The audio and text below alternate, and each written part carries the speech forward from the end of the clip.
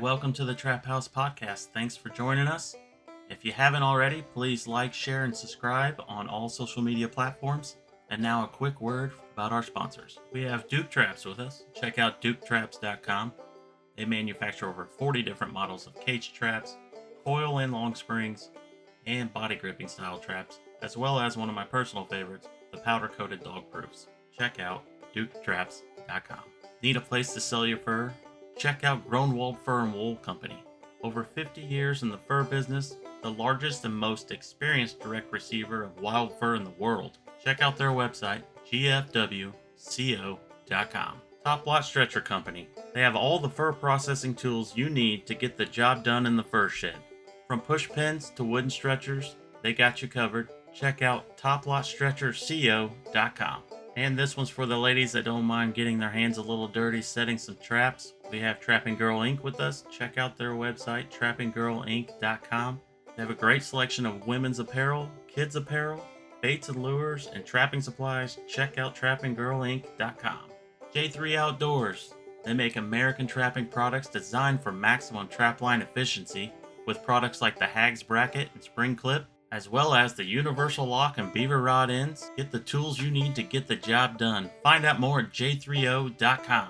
And there's only one true way to start out the day on the trapline, and that's with a hot cup of coffee from Trapline Coffee. They have great tasting blends to choose from, as well as chocolates. Head over to traplinecoffee.com for more. Weeby Knives. Check out weebyknives.com. They have a great selection of skinning knives, fleshing knives, fur handling tools, and they'll give you the edge you need to get the job done, and you guessed it, they're wicked sharp. Check out weebyknives.com. And we'd like to welcome the newest sponsor to the team, No BS Lures. Don't let the name fool you. There's more than just bait and lure. This company offers trapline tools and hardware, fur handling supplies, and the No BS traps. Check out nobslures.com. And last but not least, Hoosier Trapper Supply, home of the Top Dog Predator Bait, Jet Fuel Predator Lure. We offer a complete line of trapping baits and lures, deer scent, trapline tools and hardware, fur processing tools, and special package offers. Head over to HoosierTrapperSupply.com. All right, welcome back to the Trap House Podcast. We are back from Texas. We're going to do a little recap of how the trip went. This is our best trip yet out of what? This is our 14th season of traveling and filming. Yeah. So Third year Texas. 14 overall.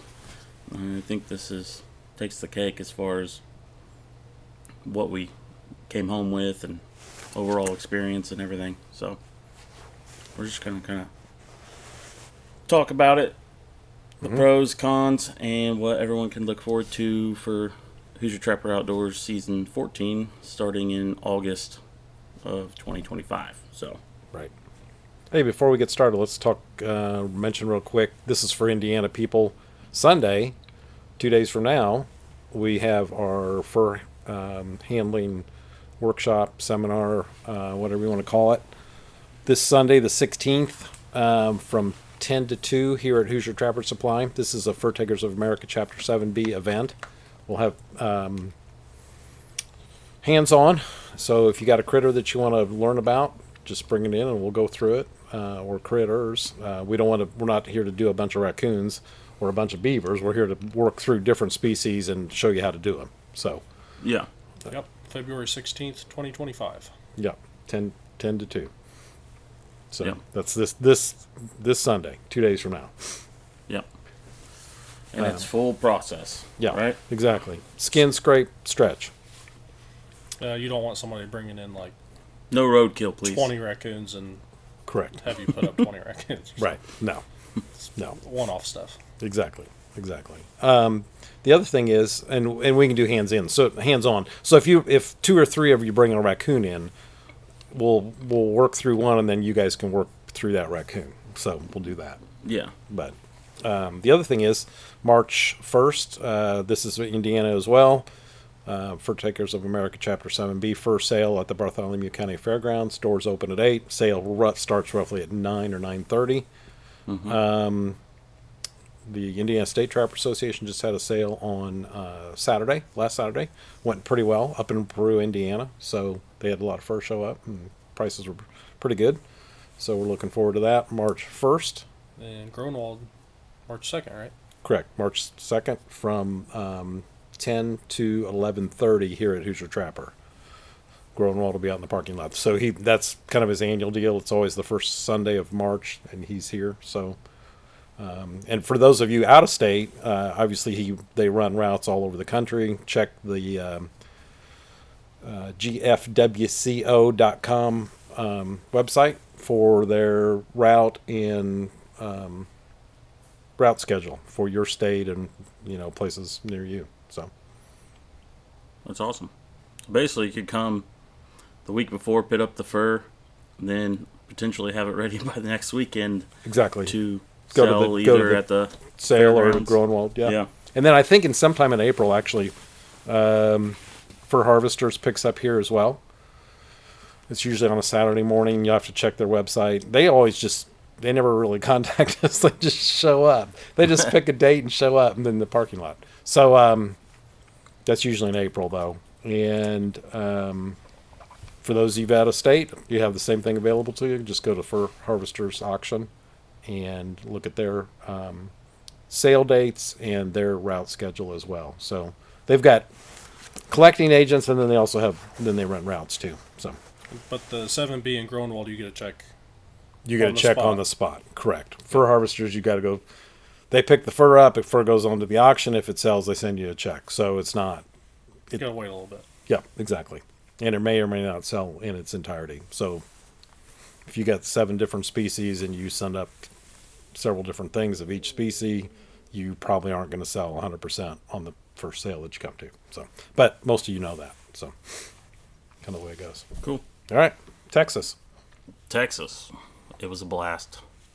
A learning process and a lot of first things. Well, first in some people's books. I always like to do something new every year, something I've never done or achieved or been a part of in the outdoor world, especially in trapping world. And I'll have to say, it was a highlight. We saw Aldad. A bunch of them. Yeah, That's the first time I've ever seen one in the wild, so that was pretty cool. right. We did not shoot one or trap one, No. but we did see 2 different occasions we saw one. Yep. Yeah. There's, I should say, a herd of them. So Jumping off 30-foot bluffs like it was nothing. I don't know how they do that. I don't know how they do that, but those, And landing on something halfway down. yeah. Crazy. Yeah. So year 3, kind of the same deal. We meet up with another, he was on the last episode, Ben Cromines. If you haven't checked that out, go back and listen to his story. He's a taxidermist and trapper down in the Houston area. And invited us on this ranch, and we kind of split up into 2 teams and just, catch as many coyotes or predators as possible because all the cows or the heifers are having calves. And so the ranchers, farmers like it that were there, and it all just kind of works out for everyone. Right. And we came in after another trapper.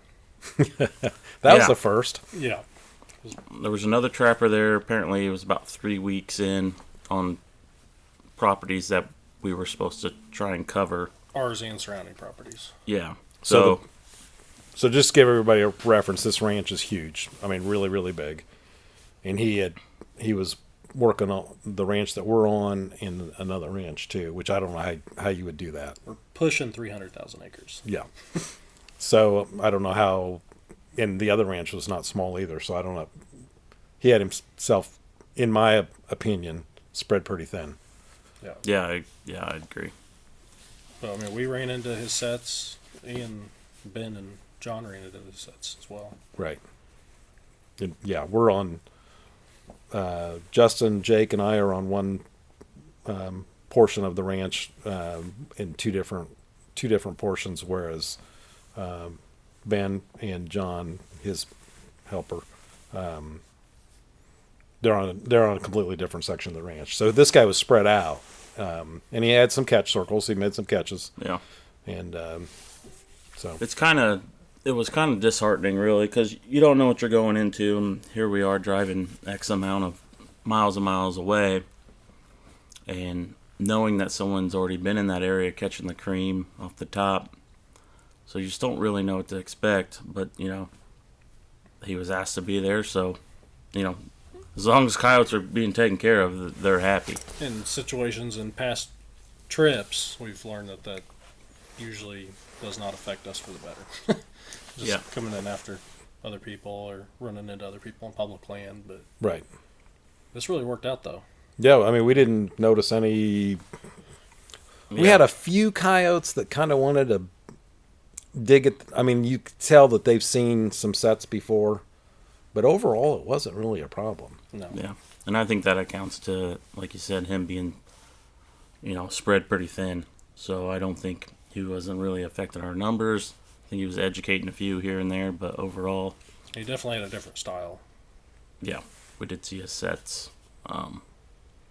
So I think when anybody traps, like we were there, we had 12 check Jays, and if another trapper went in after us, he's going to have to deal with the ones that we didn't catch. So I mean, that's kind of normal. I think, there are ones that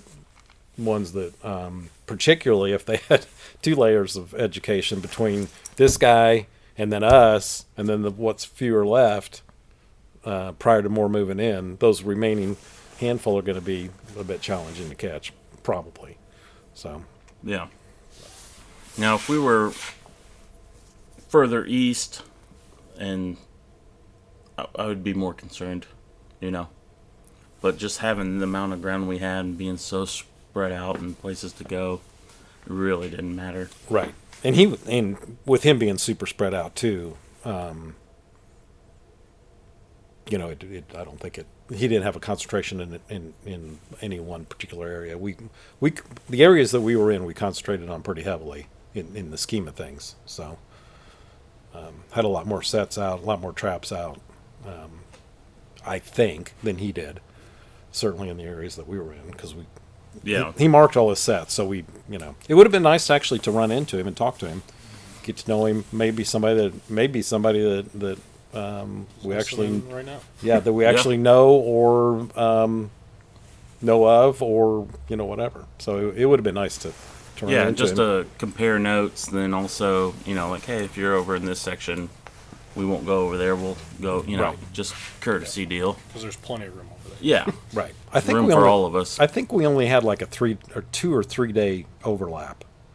Yeah, I think it was like 3 days. Yeah, because he pulled pretty much right when we were starting to get the line out. So,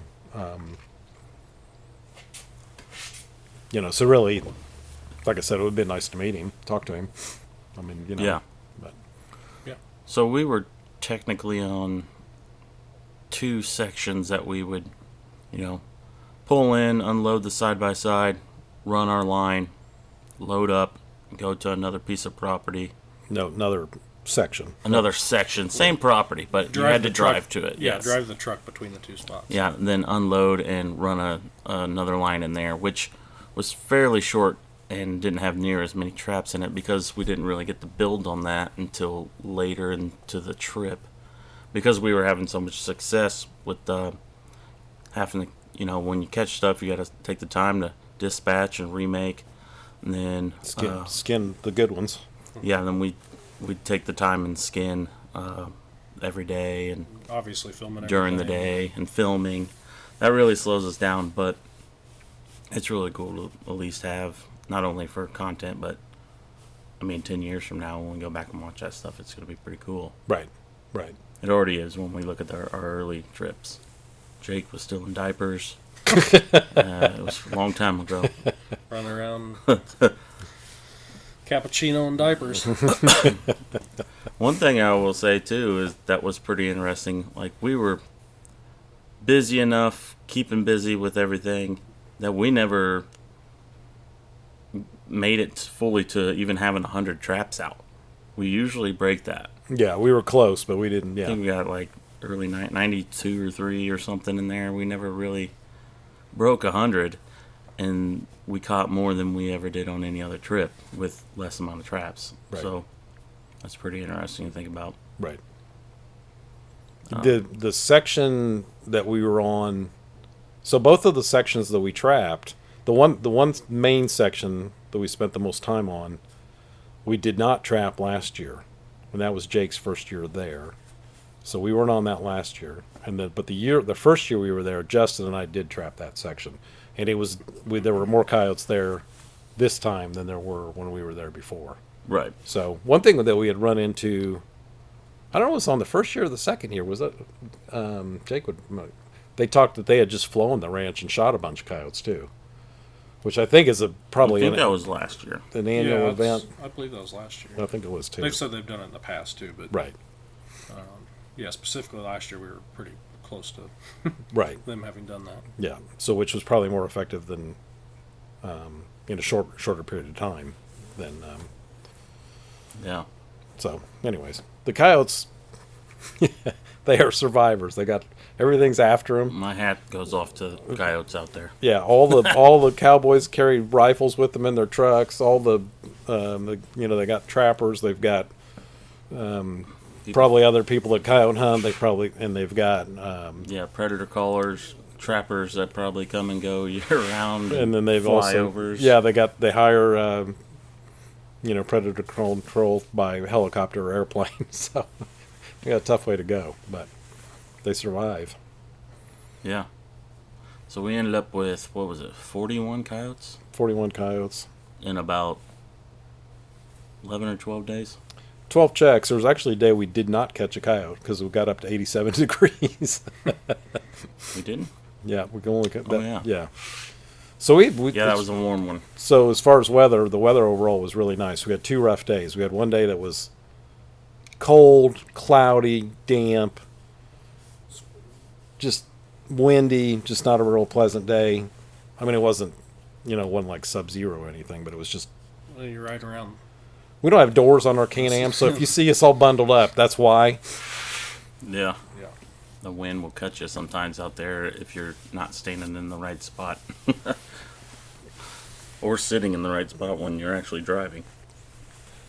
So we had that day, and then we had a day that got up on a fluke to almost 90, 87 degrees, and that was as miserable as the cold days. I think it was worse. Yeah, I think Oh, I think it was worse because it took the energy out of you. You just didn't Yeah. feel like you didn't feel motivated. Yeah. Well, And yeah, we haven't been in a 90-degree day since. September. Yeah. yeah. So you get that sudden change, and that kind of puts you down. The timing too, like when it was time to pull traps on day 12, was right about that time where that first ranch probably could have been pulled and moved. The first part, yeah. Yeah, and just moving traps elsewhere to start it to get in a whole nother group of predators. But so that kind of lined up about right. If we weren't leaving, we probably could have pulled it a day or two earlier, even And on then some moved- parts. They moved to a whole different section. Yeah. Yeah, but pretty awesome. So 41. What was the total overall between our crew and John and Ben? It's in the 80s. In the 80s, because they had caught 83? trapped. They It was trapped 83. Yeah, and then they called some in and shot them too. So Yep. between we had our best day was 8, and coincidentally the best day they had was 8, which was the same day we caught 8. Yeah. When you can compare notes to another trapper in the area, and you can really see the connection with the weather patterns even more so. Right, how the It's like, animals oh, move. they had a dead day, and then, well, we had a dead day too. Yeah. I wonder why. Well, it's 90 degrees. Yeah. Nothing's really, everything's being lazy and laying around and not moving. But that was, yeah. I mean, that, and all of us know there's days that are better than others. And we knew that if we were having a slow day, they were having a slow day too. I mean, it was just kind of just the way it was. So Yeah. one thing we ran into this year that we hadn't run into the first 2 years we were there is they had a fair amount of rain, spring and summer. So you go down about 5 or 6 inches, and that would be all thawed out, dry, almost flowered, dry dust, and then you'd hit, like, we were joking, we were calling it permafrost. Obviously, it's not. It's like there was a concrete layer down in there where moisture was being held. You couldn't get an auger on a drill. You couldn't get through it. And then being insulated from the soft, fluffy layer on top. It Right. Was just, Yeah. So it was we did find that, and I'm trying to remember the direction. the southern exposure. Yeah. We could a lot of times we could get a set in. It was thought enough. Yeah. So we pull up the location, take the auger, and find a good spot for our set, and we try it. Like, yeah, there's no way. Yeah. And then you kind of have to move to secondary locations, and sometimes a third. So Right. definitely didn't get to set traps exactly where we wanted on some spots, but We get them pretty close. it was close. And it helps too when we, trap as a group. We can, versus someone throwing one set out, or at least minimum two, then on major intersections that have multiple points, we'll pit all three of us will set. But for the most part, we trap in pairs. Right. Normally, when one person, we started doing, I don't remember if we did this last year or not. One person would get out, and a lot of times I would just get out with the drill and drill both dirt holes at the same time if we were setting dirt holes.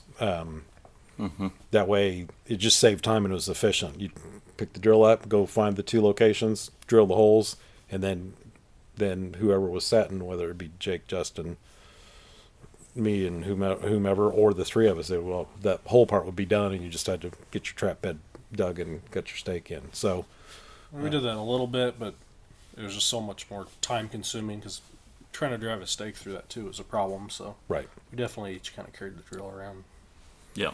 a little bit. We've so. been a few stake drivers as well. yeah, and we always do.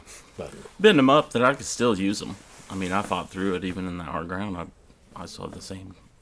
Got a little S curve in there, but it works. yeah, we're still. I mean, you can buy super stakes, which are excellent quality steak, hold up very well. We still use the basic Berkshire steak Because we're cutting them. because we're cutting them. We're cutting below the grade of the ground. We're cutting the cable below the grade of the ground, and that stake staying in the ground. So it's the most reasonable. They hold very, very well. We're cutting them and leaving them. Yeah, save a little money in your wallet that Yeah. way instead of buying the. I mean, I feel like in the steak world, what I've always talked about is there's pros and cons. I think with all of them. Oh yeah, definitely. So and it really just depends on where you are in the country, how many traps are you setting, all that good stuff. So kind of just what works best for you, and this is for us seems to be the easiest, quickest, cheapest. Yeah, So and yeah, just most efficient, fastest. Yeah, it's just a good way to go. Yeah, we all three have the same driver. And it's just kind of have a universal tool set amongst the three of us. Right. When we're way out there. So there's definitely something to be said for that too. And I have mentioned this in the past, but I used to have 5 or 6 different kinds of traps. I mean, we just kind of all over the page. I mean, I like traps, but it was so started getting MB550s, and I basically sold everything else. It was all good stuff. 1 3/4 Sleepy Creeks, number 3 Sleepy Creeks, number 3 Victors, number just 2 Bridgers. 2 Bridger. Yeah, exactly. Sold all that stuff off, and so all we run are MB550s. So everything is super consistent. You know exactly what you're going to need to do when you get out of the side by side to set a trap. All the chains are the same for the most part. I mean, just shock springs, all Yeah. of it. Yeah. We had a couple toe catch coyotes that we can't 100% say, but we can say that the shock spring definitely helped keep that coyote on the set. yeah, on the edge with the lever, that one. Yeah. There was at least one more. Because the shock spring takes all the direct pull off the trap and all the direct pull off the stake. So, when he's pulling, he's compressing that spring, so it helps significantly on anything marginally caught. So Yeah. And when you're in bobcat country, you don't want to lose a bobcat no. out in this area. I mean, it's a beautiful area. You could catch a really nice cat. You don't want to lose that guy. Right. It's pretty rare for us to have a toe catch cat, though. It is. They're They're usually normally buried in there buried, pretty yeah. good. Yeah. When they commit, they commit. They're It's still worth having, though. yeah. So, let's see. This property we were on, speaking of cats, 2 seasons ago, the first time we were there, I caught a bobcat. Pretty sure it was a female. Next day, I caught a male in the same set. And we've done this several times in different states, back to back. I know Charlie did it in Kansas. We've done it in Arkansas. Where else, Charlie? Did you do it in Mississippi or? I don't remember if we did it in Mississippi or not. We definitely didn't. We definitely didn't do it in the Matt Coop. and Jared have done it in Indiana. Yeah. Well, they caught triple on bobcats. Well, anyway, I was excited about. I knew when we were running the line, we were going back down to that spot. And I was just kind of curious to see what had happened after 2 years. Set the same walkthrough setup just like last time, and I don't know. A couple days later, there was a nice cat. Yep. But I didn't do a back to back, and I think that was because Charlie got it, About 100 two. yards away Yeah. or whatever it was, in a different walkthrough set. Yeah. Same area. So that was pretty cool. We found a spot where it's always cool when you find cat sign, especially in hard ground. But we found a toilet area. It just looked perfect habitat for bobcats. So that always gets you excited. We were all making walkthrough sets. Jake had one in there. So what did we end up with? 4? Just 4 cats. 4 bobcats Yeah. this year. Yeah. And it was what last year? 4. 4. 4. I think the first year we were there, we caught 5. So, Okay, well, consistent, somewhat. Then badgers, we ended up with what? 5. 5. Well, 4 and Jake shot 1. Oh, that's right. Yeah, that's gonna be cool. Just driving around, seeing badgers run around. Jake also shot a wild hog. Yep. Jake he's a gunslinger. Everyone needs to just be careful out there. It's like the Wild West. He's popping hogs and catching badgers on the run, and Yep. it's pretty cool. Yeah, I started talking about wanting to shoot a hog just out and about 15 years ago when we first started going to Arkansas. Yeah. It just hasn't happened. Did this year in Texas though. Now I didn't catch the hog on camera. That was too fast. It happened all too fast, but we did get some footage of the badger, so you'll see that in season 14 of Who's Your Trapper Outdoors. And Jake sneaking up on it. It's pretty cool. We have a different film. Speaking of filming, we filmed things a little different this year, so it's going to look a little different. I think it's going to be. I'm excited for it to come out, really, and just to hear everyone's feedback. We're still doing the day-to-day diary style. We just made a setup that was easier to kind of grab and go. That was small filming for all 3 of us to kind of use. And we filmed a lot more. Social media content. Yeah. Yeah, Just, yeah. We shot reels for social media, so make sure you're following us on there. You can see some content early, and yeah, we did a lot more. Yeah. I think we just did a lot more general filming too. So more general filming. I think our quality is going to be a little better, and Jake got some really cool drone shots too. Yep. So should look like a cinematic movie when it's all done. yeah, I wouldn't go that far, but anyway, it's going to look different in a positive way, I think. So one thing we can go back to talking about the ranch. We got into an area that we had never been into before, and it was very rough terrain. Where we saw the out. That's where we saw the Audads, yeah, which made sense because they like that canyony bluffs, all that mesas. They like that rock, all that rock face on hills and stuff. So we got in there and we didn't. We should have got it. We should have went there first. In hindsight's 2020. If we set it up first, we would have had more time because we actually got on lion sign. We got on bobcat sign. We only caught 1 bobcat in that section of the ranch, but I think if we had ample check days. yeah, we needed more time, and like I was saying earlier, we didn't have enough traps in that compared Area. to our other ranch Right. or other section that we were running. Right. Yeah, that could have been. So, for those that don't know, Texas mountain lions are not considered a game animal. So there are, just like we consider groundhogs in Indiana, you can trap them or shoot them year round. They have no protection. So it's one of the few states, if you trap a mountain lion, you can keep it. So that's definitely on our list. We've been there 3 times now, and it hasn't happened yet. Same with the other 2 guys, the team. I mean, they're trying to catch one too. Really close. Yeah, they came really close. Yeah. So We've come fairly close, but yeah, If we just keep going, I think it'll eventually timing will work out for us. I think Only being there, we're trapping 12 days. I mean, Right. if we were there for a month and a half, I think we could really right.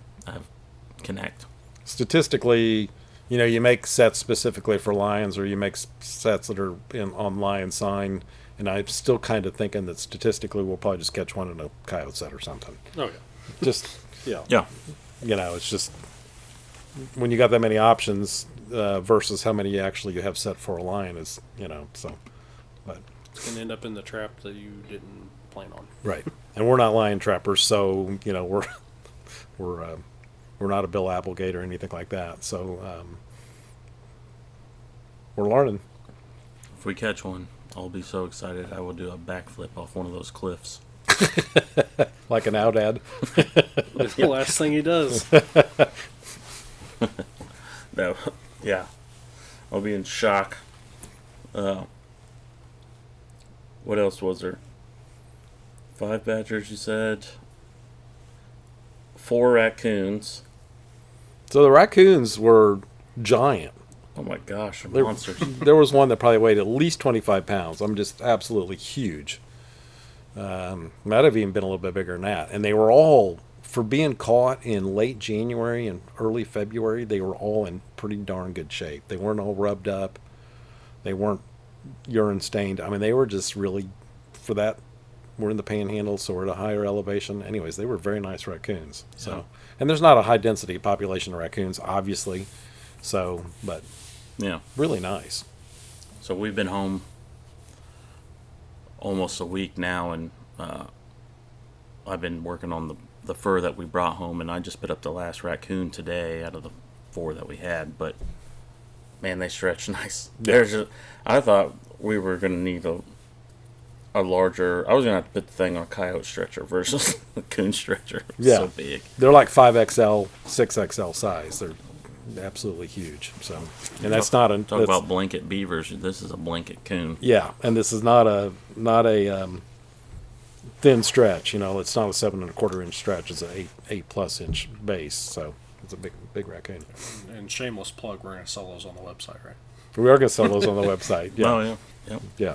So once we get them back from the tannery, we will have them on the website for sale. There'll only be 4 of them, but We saved some, obviously, a fair amount of coyotes for the same thing, and right. cats. And the badgers. Yep. So Yep. Badgers for sale.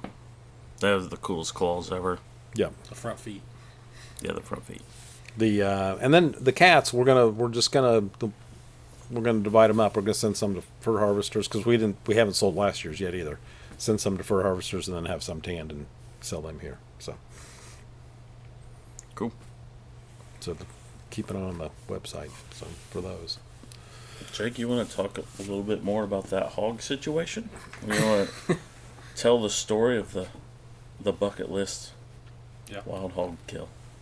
It was the first morning we were setting traps, so of course we didn't have anything to check, and I still put the gun in the Can-Am. I just carry a rifle around with me, and told my dad the classic line is, "I'd rather have it and not need it than need it and not have it." Which we joke about all the time. So that's a lonesome dove line. Yeah.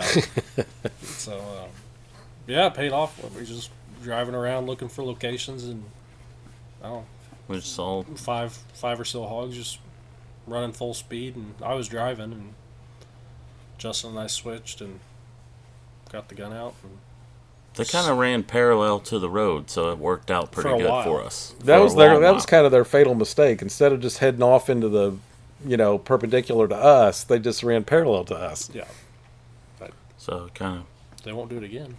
That one won't. That one won't. But yeah, got the large female. Oh, would you recommend the rifle you're using for? It's just 300 blackout. Just Okay. beat her AR to carry around. So Nothing too fancy, just something to get the job done, and you don't have to Yeah, worry about no. it getting all dirty and beat up. no, because everything, as you know, gets absolutely covered in dust and Yeah. out there. It's like a sandy flour Yeah. consistency and everything. So good option out there. One thing that happened on this trip that didn't happen versus the last two trips to Texas, we've been able to set around dead piles or cows that have died, or the ranchers have drug off to a pit area, or some are fresh and some are old, some are bloated, some are just bones. We didn't really have that opportunity, so that was one of the things we ended up doing with Jake's hog. And we just kind of let it sit to see kind of before we spent a bunch of time with it to see if it would, how long would it take for coyotes to find it, Yeah, and I did keep the skull, but yeah, Yeah. for the rest of it, it was just Yeah, it was pretty ratty. yeah. It's not one you would want to do much with. But So- it took a while though 4 or 5 days, for didn't the it? coyotes to find it. Yeah. Yep. And then once they did, they absolutely shredded it. Yeah. It was overnight. They left the There was like, definitely more than one coyote working that. I So, think the hams were still there, but the front shoulders, all the rib cage, all that was gone. Yeah, back legs forward, clean. Yeah. So we set 3 traps on it. And the first night, first check night, caught it- one. was it the No, first I night? think that was the it second. I think it was the second. I don't know. I think it was the first. I don't know. But it was just the one.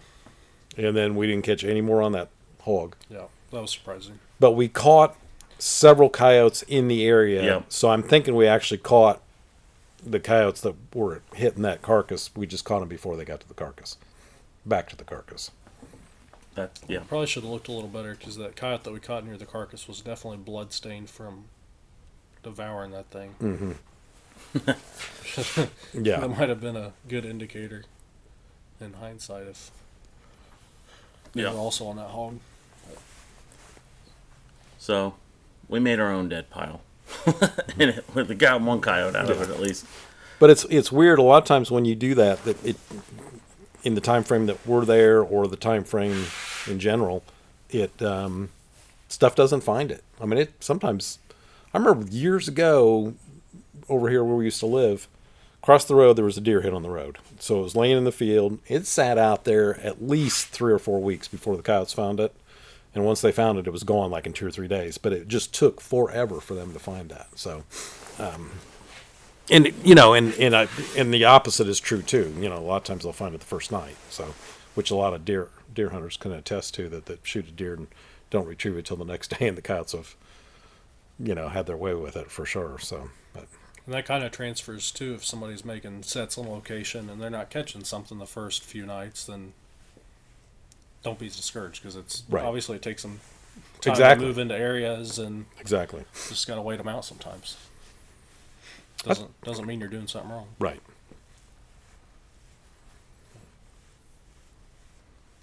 Highlight of the trip, Justin. What was yours? Highlight of the trip. Trapping, non-trapping, whatever. I'll give you one of each. A non-trapping was eating some jambalaya that Charlie made. That was good. That he makes all the time, actually. We eat pretty good. Then I don't know. Trap wise,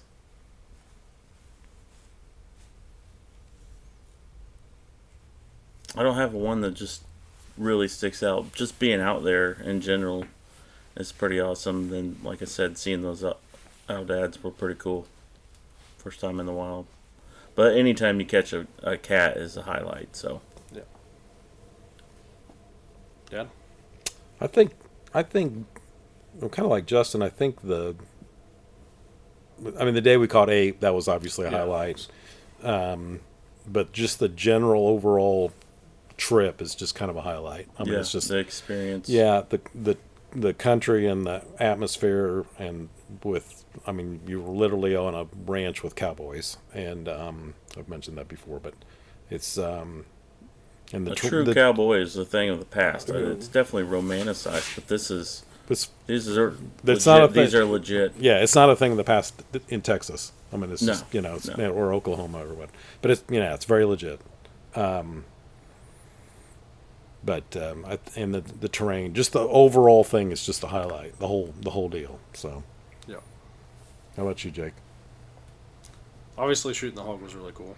Yeah, And catching my first cat in Texas, because I didn't catch a cat last year. yeah, Okay, yeah. But aside from that, and I was actually surprised you didn't say it, was just finding pieces of petrified wood in the creek bottoms and stuff that we were trapping. Oh yeah, that was cool. That was very. Yeah. That was very cool. Yeah, down in the creek bottom that we drive, where Justin caught that cat he was talking about a little bit ago. Just getting to look around there, finding bits of petrified wood. Brought a bunch of that home. I actually found a fossilized giant horse tooth that was prehistoric. So that was pretty neat too. Yeah, It's like the molar of a Of a horse. horse. yeah, yeah, Turned rock. yeah, Able to actually identify what it was, so that was pretty neat. yeah. That was real neat. That was real neat. Yeah. Well, hopefully next year we can just keep building and catch even more. Yeah, Let's break 50 coyotes next year. yeah. Hopefully we're invited back and we get to go and so Yeah. certainly did more than we did a year ago on coyotes. So Keep going as long as we can. yeah, exactly. It's just a great trip. So. All right, guys. We'll make sure you follow us on social media and stay updated. We also have the newsletter that's free to subscribe to. You can go to HoosierTrapperSupply.com to jump on that, and we'll send you basically throughout the season, the trapping season, you'll get a weekly newsletter of what's going on, the latest episode, and some products. So one thing I want to mention, this is off subject of trapping. So, and I posted on Instagram today, Sierra Farrell, a singer. She just won 4 Grammys about 10 days ago, and she was here at Hoosier Trapper on the summer of 2019. She was a friend of Justin's. She was on Justin's Trap Out or Coyote Rodeo Show podcast, and so she stops by here in the summer, and she just had this like impromptu little concert outside, sitting at the picnic table. So I posted that video today, and I said I was going to post it once she won a Grammy, because you could tell. You held on that for Yeah, It was going to happen. it was going to happen. She was that special of a talent. so 5 years ago. 4.5 years ago. Four yeah. and a half years Yeah. ago. I'm holding on to this until she blows up big. So I posted that today, and then she actually came back that September. That was in early August, and then she came back in September, and she performed. She had a fiddle player and a bass player, and she performed at the 7B Rendezvous, Fur Taker 7B Rendezvous, here at Hoosier Trapper. And unfortunately, COVID hit a few months later. That was in September of 19, and then COVID we dealt with. She had to deal with as well, which slowed her momentum down, because that was going to be her big, probably Those are gonna be breakout year. Yeah. I remember actually talking to her here when we had a fire going out back, and she was kind of a little down in the dumps. She's like, "This was supposed to be my year." Yeah, yeah. Well, It's all kicked came in for her. eventually. Right, it all kicked in for her. And she actually, the evening after the 7B event, she actually played Duke's Honky Tonk in Indianapolis that same evening after the 7B Rendezvous. And then she came back here, and Justin filmed a music video with her In the shop. in the shop here. So Yeah. that's still available on your YouTube. page, right? Yeah, it's all on YouTube. So Coyote Radio Show and Podcast. yeah. So, anyways, I just wanted to mention. Music and the great outdoors, my two passions, all in one. Yeah. Podcasting, everything. So, I just wanted to mention that. I mean, it's not. Yeah, it's so cool. It's not you know. every day that you have someone that you come in personal contact with that wins the Grammy in a Yeah. few years. So Yeah, she won 4 in one night. She swept her category she was nominated for. Remarkable. yep. Yeah, very cool. With that being said, come this year to 7B, our rendezvous. It's the last Saturday in September. Ever since then, we've been putting music on every year. So we'll have music this year, too. And you never know, there might be a future Grammy Yeah, winner. it might be a future Grammy. Actually, Jake's going to go up there and sing some karaoke. Or I might, but I won't be a future Grammy winner.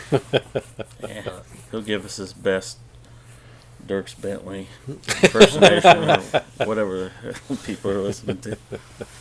I do have one thing to add that is on topic, though. On the website, recently finished up adding all the catalog covers on a page. Almost 50 years of catalog covers. So it's something cool to check out. You can scroll through all the pages of them or the covers of them. So it's on the whole page of the website, you'll see it right there. And we are missing one. I don't remember what the year is off the top of my head. It's 81 or 1981 or something like that. So If someone can find that 1981, we will give you a gallon of Top Dog. There's your reward. Yeah, we've Put had it down. It's amazing. People come in and say, "Hey, I got these old catalogs I found in the drawer, and they're like 40 years ago or whatever." So yes, anyway, It's pretty awesome. so in 2026 actually will be 50 years of Hoosier Trappers Play. yeah. So showing We're my gonna showing my have- age. We have to have the largest trappers party rendezvous shindig to ever be thrown. That's right. That's right. And just little teaser for those of you that, and a number of you come from out of state. For this fall rendezvous, we got a couple things in the works that might be a little different than in the past. So, Yep. Details to come. yep, details to come. So, and I don't know about a gallon of Top Dog, but I'm sure we can come up with something. Oh, come on. If somebody can do finds it. one of those catalogs. So. All right. We'll see you next time.